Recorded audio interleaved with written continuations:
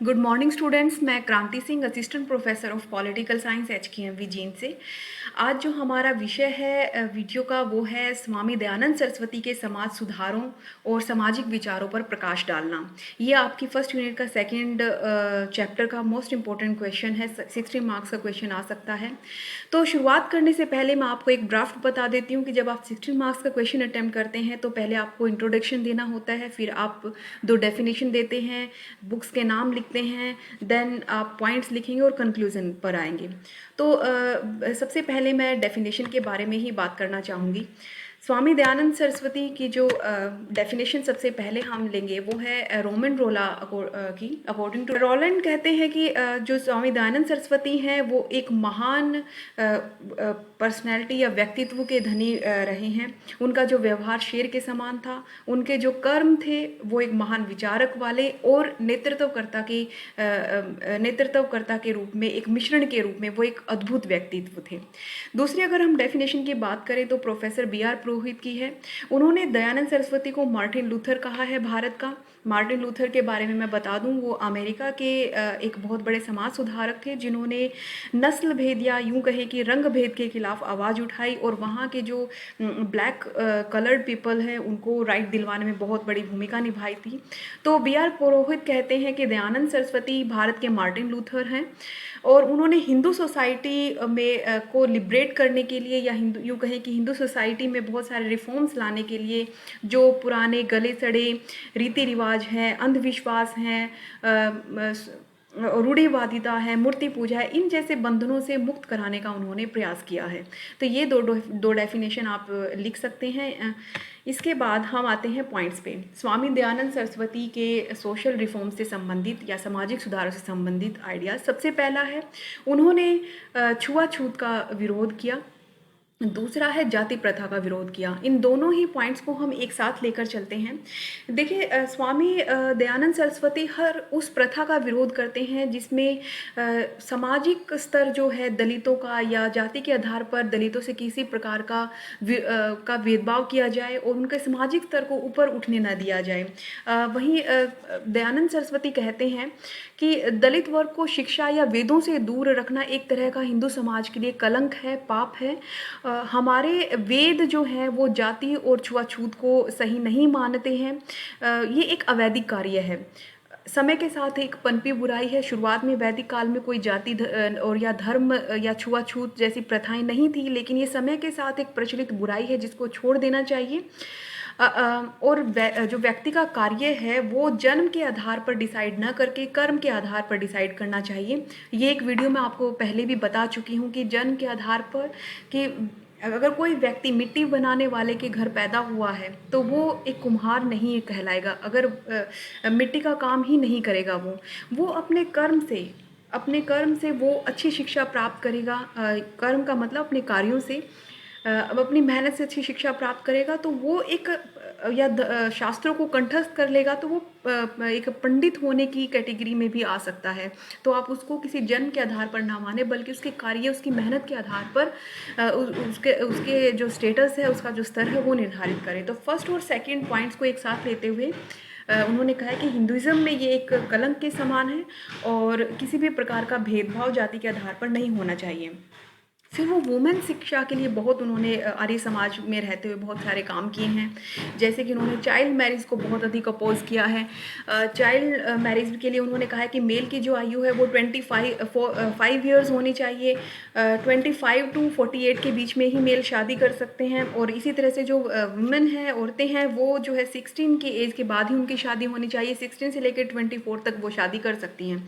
तो यहाँ पर चाइल्ड मैरिज को अपोज करने के साथ साथ उन्होंने जो है विडो मैरिज जो है और इसके अलावा जो बहुपत्नी प्रथा है उसके भी विरोध करने की कोशिश की है, एज की बाउंडेशन देते हुए। दूसरा, फिर वो महिलाओं की शिक्षा पर बहुत अधिक जोर देते हैं क्योंकि समाज का अगर स्तर सुधारना है तो महिलाओं को शिक्षित करना बहुत अधिक ज़रूरी है। उसके बात प्रदा प्रथा, दहेज प्रथा, सती प्रथा का भी विरोध करते हैं। बच्चों ने पिछले चैप्टर को उसमें पूछा था कि सती प्रथा क्या होती है। पति की मृत्यु के बाद जो महिलाएं अपने पति की चिता में जल जाती है उसको सती कहते हैं, तो सती होना कहते हैं, तो उस प्रथा का उन्होंने विरोध किया। इसी तरह से रीमैरिज ऑफ विडो जो है उसका वो बहुत अधिक फेवर करते थे कि खासतौर पर जो शिक्षित युवाओं को इसके लिए आगे आना चाहिए, और जो कम उम्र में विधवा हो चुकी है महिलाओं को उनको दोबारा से शादी करने का पूरी छूट देनी चाहिए। फिर हम फोर्थ पॉइंट पे आते हैं, अपोज द आइडल वर्शिप।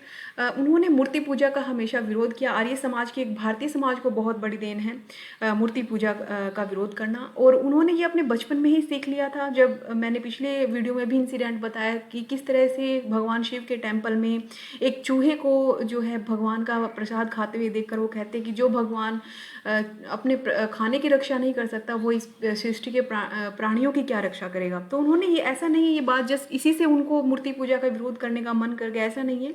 उन्होंने शस्त्रों को कंठस्थ किया, शास्त्रों को, वेदों को पढ़ा, उपनिषद को पढ़ा, और उन्होंने जितने भी बड़े बड़े पंडित और महान विद्वान शास्त्री हुआ करते थे उन सबके साथ साइंटिफिक और लॉजिक के आधार पर आर्ग्यूमेंट किए, और वो आर्ग्यूमेंट में जीतते भी। शास्त्रों की शिक्षा में ही उन्होंने तर्क वितर्क के आधार पर बड़े बड़े धर्म गुरुओं को हराया, और वो धर्म गुरु स्वामी जी के आने वाले टाइम में फॉलोवर भी हो गए। तो इस तरह से वो क्या करते हैं, मूर्ति पूजा का भी विरोध करते हैं और लोगों को जागरूक करने का भी प्रयास करते हैं। फिफ्थ एक इम्पोर्टेंट पॉइंट है कि एजुकेशन को वो बहुत महत्वपूर्ण जरिया मानते थे सामाजिक सुधारों का। सबसे पहले वो कहते हैं कि गुरुकुल शिक्षा होनी चाहिए। मैं पिछले वीडियो में बता चुकी हूँ कि डीएवी कंसेप्ट को वो फॉलो करने के लिए बोलते हैं। फिर कहते हैं कि जो शिक्षा है वो वेदों पर आधारित होनी चाहिए, जो पुरानी पांडुलिपियाँ हैं उन पर आधारित होनी चाहिए। फिर तीसरे नंबर पे कहते हैं कि सभी माता पिताओं के लिए ये कंपलसरी कर देना चाहिए, या कहें कि पनिशेबल, या उनको दंडित करना चाहिए अगर वो अपने बच्चों को शिक्षा नहीं देने देते हैं तो। और शिक्षा के लिए भी उन्होंने एज डिसाइड की कि हर पेरेंट्स का ये कर्तव्य बनता है कि वो 5 से 8 साल की एज में बच्चे को प्राथमिक शिक्षा के लिए भेज दें। अगर वो ऐसा नहीं करेंगे तो वो दंड के भागी होंगे। इसी में वो फोर्थ पॉइंट कहते हैं कि शिक्षा जो है सभी के लिए नेसेसरी कर देनी चाहिए, अनिवार्य कर देनी चाहिए, चाहे महिला हो, पुरुष हो, बच्चे, बूढ़े या दलित हो, शूद्र हो, उन सब के लिए शिक्षा जो है मैंडेटरी होनी चाहिए, अनिवार्य होनी चाहिए। पांचवा पॉइंट जो है कि वो सह शिक्षा में का फेवर नहीं करते थे। जैसे राजा राम मोहन राय जो है सह शिक्षा के बहुत बड़े सह शिक्षा को एजुकेशन, यानी कि लड़के लड़कियां जहाँ पर एक साथ पढ़ सकते हों वैसे संस्थानों के बनाने के पक्षधर हुआ करते थे। लेकिन दयानंद सरस्वती ऐसे नहीं थे। वो चाहते थे कि जो लड़कियां हैं उनकी अलग स्कूलिंग या कॉलेज इंस्टीट्यूशंस होने चाहिए, शिक्षण संस्थाएं होनी चाहिए, और लड़कों की अलग शिक्षण संस्थाएं होनी चाहिए। तो को एजुकेशन का उन्होंने, सह शिक्षा का उन्होंने फेवर नहीं किया। इसके अलावा वो जो है अपनी शिक्षा में संस्कृत और हिंदी को बहुत अधिक प्रमोट करते हैं कि इन दोनों भाषाओं का उत्थान होना चाहिए। देखिए ऐसा नहीं है कि वो जो ट्रेडिशनल इंडियन कल्चर जो एजुकेशन सिस्टम है उसको फॉलो करने के साथ साथ जो पश्चिमी शिक्षा है या अंग्रेजी शिक्षा उसका विरोध करते होंगे, ऐसा नहीं है। वो बेशक वो भारतीय संस्कृति वाली शिक्षा को लेकर चलना चाहते हैं, लेकिन उन्होंने अंग्रेजी और पश्चिमी सभ्यता वाली शिक्षा का उन्होंने कभी विरोध नहीं किया। वो हमेशा साइंटिफिक और लॉजिकल एजुकेशन का हमेशा ही उन्होंने वो फेवर करते रहे हैं। अगले हम पॉइंट पे आते हैं, upliftment of women human community, यानी कि मानव जाति के विकास की वो बात करते हैं कि हालांकि वो एक हिंदू गुरु के रूप में जाने जाते हैं कि उन्होंने सिर्फ हिंदू समाज के सुधार के लिए ही काम किए हैं, ऐसा नहीं है। वो कहते कि हिंदू गुरु होने के अलावा वो एक विश्व गुरु के समान है। वो पूरी मानवता के विकास के बारे में सोचते हैं, ना कि सिर्फ हिंदू धर्म की कुरीतियों को ख़त्म करने के बारे में। ना ही वो मुस्लिम, ईसाई या सिख में किसी प्रकार का भेद करते हैं या सिर्फ हिंदुओं के बारे में सोचते हैं। वो पूरी मानव जाति की अपलिफ्टमेंट के लिए सोचते हैं। फिर वो कहते हैं कि शुद्धिकरण जो है, जो हिंदू किसी भय से, किसी लालच में आकर या किसी अज्ञानतावश अपना धर्म छोड़कर मुस्लिम या क्रिश्चियनिटी या ईसाई बन गए हैं, तो उनको एक मौका मिलेगा शुद्धिकरण आंदोलन के तहत कि वापस वो हिंदू धर्म में आ जाएं। देखिए ये मूवमेंट उस टाइम इतना अधिक प्रसिद्ध हो गया था कि हजारों की संख्या में कन्वर्टेड हुए मुस्लिम और ईसाई जो है हिंदू धर्म में आ गए थे। और इसी का प्रभाव था कि स्वामी दयानंद सरस्वती के बहुत ही अच्छे मित्र और उनके शिष्य कहें और आर्य समाज में बहुत बड़ी महत्वपूर्ण भूमिका निभाने वाले स्वामी श्रद्धानंद है, उनकी हत्या भी कर दी गई थी दूसरे धर्म के लोगों द्वारा, कि ये आंदोलन शुद्धिकरण जो इतना फेमस हो रहा है तो कहीं ना कहीं क्या है कि उनकी कम्युनिटी की संख्या ना घट जाए, तो ये भी देखा गया। तो शुद्धिकरण एक इम्पोर्टेंट MCQ है, याद भी रखिए इस चीज़ को। और तो शुद्धिकरण आंदोलन जो है स्वामी दयानंद सरस्वती ने चलाया था, ये एक सामाजिक सुधार के अंतर्गत आता है, जहाँ पर हिंदूज को वापस हिंदू में आने के लिए वो सपोर्ट करते हैं। नेक्स्ट है जो पुरानी वैदिक आश्रम व्यवस्था है उसका वो हमेशा फेवर करते हैं। वो कहते हैं कि ये जो आश्रम व्यवस्था ये 4 भागों में बटी है, 4 कालखंड है, 25-25 साल के 4 हैं। पहला है ब्रह्मचार्य, जहाँ पर क्या होगा कि एक बच्चा या फिर ये अडल्ट कहेंगे वो शिक्षा लेगा, शारीरिक शिक्षा, मानसिक चरित्र निर्माण और इस तरह की शिक्षाएं वो ग्रहण करेगा। फिर गृहस्थ जीवन प्रारंभ हो जाएगा, जहाँ पर वो बच्चों का पालन पोषण करेगा, परिवार के दायित्वों को निभाएगा। फिर 25 साल बाद यानी कि 50 साल की उम्र के बाद वो वन की तरफ चला जाएगा, जहाँ भोग विलास की जो जिंदगी उसको छोड़ देगा और फिर वो सन्यासी जीवन अपनाना शुरू कर देगा अपने आखिरी 25 सालों में, जहाँ पर वो मोक्ष की प्राप्ति के लिए निकल जाएगा, हर तरह के जो है मोह माया को छोड़कर। 9th जो पॉइंट है, 9th और 10th पॉइंट को हम एक ही कैटेगरी के अंदर रख के एक इंसिडेंट के तहत समझने की कोशिश करते हैं। देखिए स्वामी दयानंद सरस्वती कहते हैं कि चरित्र निर्माण और सत्य पर अड़े रहना और निडरता के लिए लड़ना, ये चीज़ें जो है एक व्यक्ति में जरूर होनी चाहिए। 1857 के रेवोल्यूशन को उन्होंने अपनी आंखों के सामने देखा, तो वो कहते हैं कि किसी को आज़ादी तभी मिल सकती है जब ये तीनों चीज़ उसके अंदर होंगी। और उन्होंने खुद एक एग्जाम्पल जैसे अपना हम लेकर देखते हैं उनका एक एग्जाम्पल, जब राजा जसवंत सिंह द्वितीय ने उनको अपने दरबार में बुलाया और वो जैसे ही वहाँ जाते हैं और वो देखते हैं कि नर्तकी का नृत्य देख रहे हैं जसवंत सिंह और वो डांटते हैं वहाँ पर उनके, तो एक राजा को डांटना उनकी निडरता दिखाता है।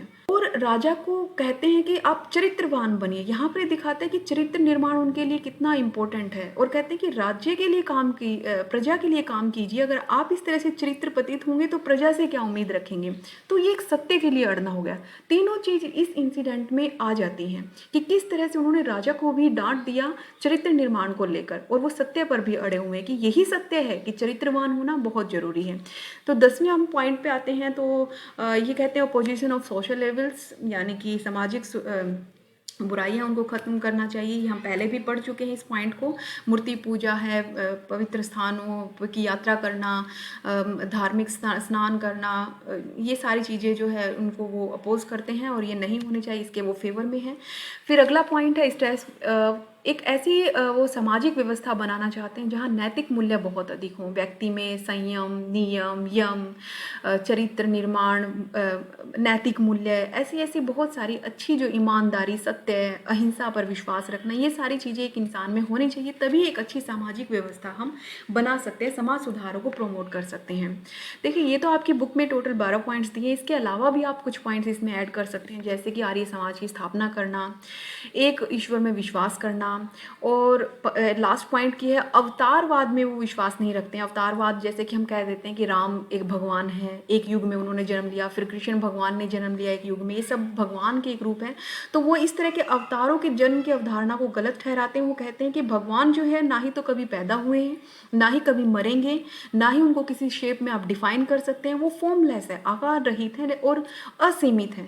तो अवतारवाद के जो कंसेप्ट है उनको वो पूरी तरह से ढोंगपूर्ण बताते हैं और कहते हैं कि मूर्तियां मानकर किसी की तस्वीर या इंसान को आप पूज के भगवान की सिद्धि नहीं कर सकते, क्योंकि भगवान को देखना जो है मूर्तियों के माध्यम से असंभव है। तो इस तरह से ये आप 10-15 पॉइंट कर सकते हो और ये पॉइंट्स आप धार्मिक विचारों में भी ऐड कर सकते हैं। तो इस तरह से जो है हमारा आज का जो 16 मार्क्स का क्वेश्चन है वो कंप्लीट होता है। होपफुली आपको समझ में आएगा। अगर कोई क्वेरी है इससे रिलेटेड तो आप चैट बॉक्स में या फिर व्हाट्सएप ग्रुप में डाल सकते हैं। इसी के साथ ये पॉइंट मैं आप टॉपिक ख़त्म करती हूँ। Thank you.